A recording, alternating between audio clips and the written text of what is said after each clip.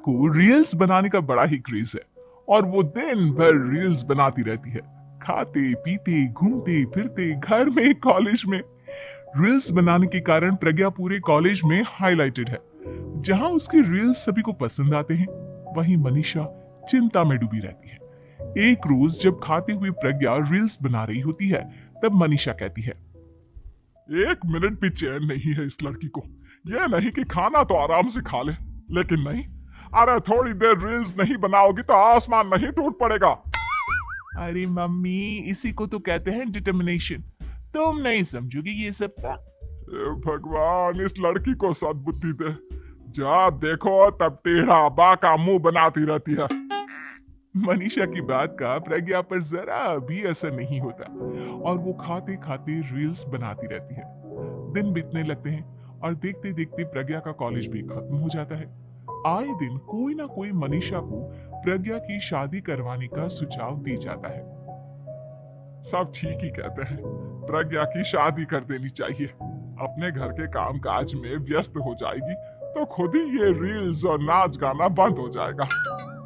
मनीषा और प्रेम प्रज्ञा के लिए एक अच्छा लड़का ढूंढने लगते हैं और तभी विकी का रिश्ता प्रज्ञा के लिए आता है, जिसने प्रज्ञा को उसकी रील्स देखकर पसंद कर लिया था।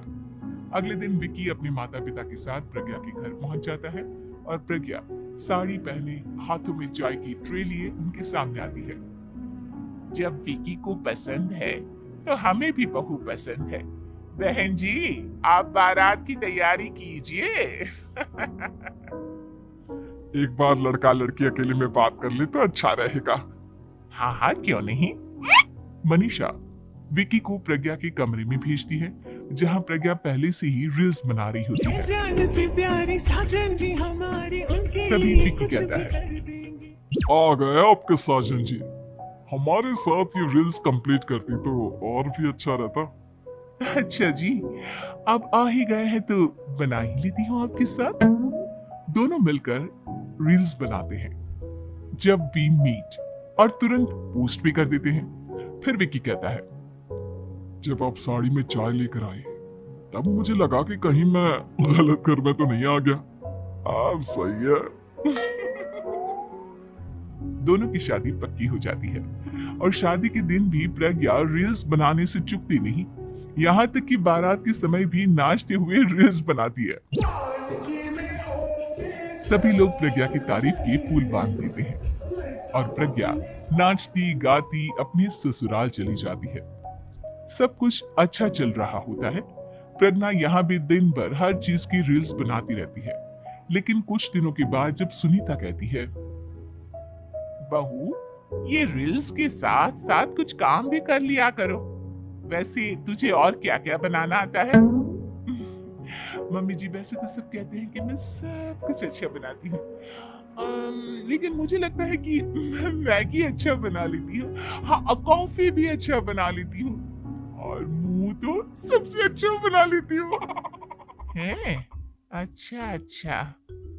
सुनीता अपना माथा पकड़ लेती है और कहती है, बहू, कुछ खाना बनाना भी सीख लेती। मम्मी जी, मैं लंबी प्लानिंग कर रही हूँ। जल्दी ही मैं इतनी फेमस हो जाऊंगी कि मुझे पैसे मिलने लगेंगे। हम दोनों सास बहू राज करेंगे, राज। नौकर काम करेंगे और लोगों की तो लाइन लगेगी हमसे मिलने के लिए। तेरा दिमाग खराब हो गया है क्या बहू? हंसी मजाक तक ठीक है, लेकिन इस तरह घर नहीं चलते। जितना जल्दी हो इस घर के तौर तरीकों को सीख लो। प्रज्ञा मुंह घुमाकर चली जाती है और तुरंत उसी वक्त एक रील बनाती है। ये देख सुनीता का गुस्सा 7वें आसमान पर चला जाता है और विकी के घर आती ही सुनीता उसे सब कुछ बताती है। विकी भी अब प्रज्ञा की इन हरकतों से परेशान हो जाता है। तुम टेंशन मत लो मम्मा, मैं देख लूंगा।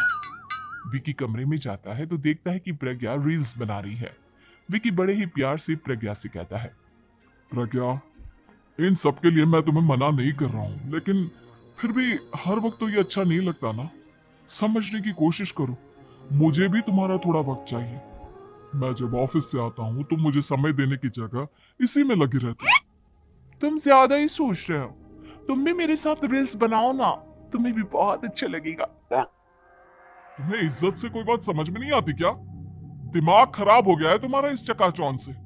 अगर तुमने अपना रवैया नहीं बदला तो मैं तुमसे दूर चला जाऊंगा।